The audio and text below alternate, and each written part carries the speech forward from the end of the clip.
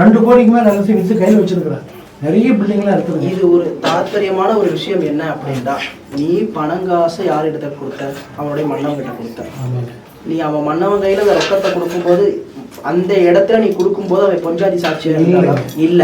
நான் சொல்றதுதான் நான் சொல்றது நீ தெளிவா புரிஞ்சுக்கணும். இதுதான் நீதிங்கிறது தான். நீ ஏதோ நீ வாசலுக்கு வந்து நமக்கு ஏதோ அள்ளி கொடுத்த, நீ கஷ்டப்படுற அதுக்காக அள்ளி கொடுத்த, அப்படி கிடையாது. நீ அந்த மன்னவங்கிட்ட பணம் கொடுக்கும் போது கொடுக்குற அந்த நாளிகை நீ கொடுத்து சுமார் ஒரு 10-11 வருடத்துக்கு மேல இருக்குமா? அதற்கு மேலேயே இருக்கும். சரியா 15வது வருடம் நடந்துகிட்டு இருக்கும்.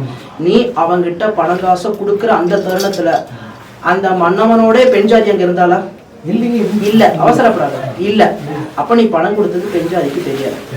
இப்ப நீ பணம் கொடுத்து உன் பணத்தை வாங்கிட்டு அவன் எங்கேயாவது ஊரை விட்டு ஊர் ஓடி போயிருந்தாலோ இல்ல ஏதாவது பண்ணியிருந்தாலோ கொடுக்க மாட்டேன்னு வச்சுக்கிட்டு அவன் அந்த நீ யாருக்கிட்ட பணம் கொடுத்தியோ அந்த ஆண்மகன் தொந்தரவு செஞ்சிருந்தா உன் சார்பா நான் போய் அவனை கண்டுபிடிச்சு வந்து ஒப்படைக்கலாம். இல்ல அவங்க கிட்ட சிறுக பணத்தை வாங்கிட்டு வந்து கொடுக்கலாம். இல்ல ஏதாவது ஒண்ணும் பண்ணலாம்.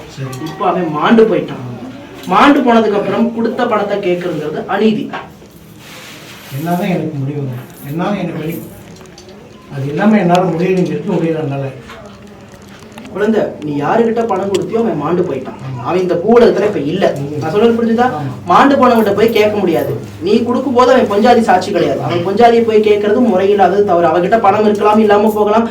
கோடிக்கணக்கில் இல்ல லட்சம் கூட இருக்கலாம். லட்சமோ கோடியோ அவகிட்ட பணம் இருந்தாலும் இல்லைனாலும் அதை உன்கிட்ட கட்டாயமா கொடுக்கணுங்கிற நீதி இல்ல. உனக்கு புரிஞ்சுதா நான் சொல்ல விஷயம்? நீ கொடுத்தவே உன்கிட்ட வாங்கினவே இன்னைக்கு இல்ல, மாண்டு போயிட்டான். நான் சொல்ல புரிஞ்சுதா? நீ கொடுக்கும்போது அவன் பெஞ்சாதி சாட்சி கிடையாது. அதனால இந்த பணத்தை பத்தி அவன் பெஞ்சாதி கிட்ட கேட்கறது முறையில்லாத ஒரு விஷயம். நான் சொல்ற சுச்சம் புரிஞ்சுதா?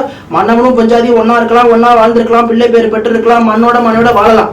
ஆனா உன் பணம் நீ யாருக்கிட்ட கொடுத்தியோ அவன்கிட்ட தான் கேட்கணும். அவன் இப்ப இல்லாதனால அந்த பணம் உனக்கு ஒரு வகையில நட்டம். இப்ப இதுக்கு நான் என்ன படி இருக்கணும் நீ பெரியப்படுற?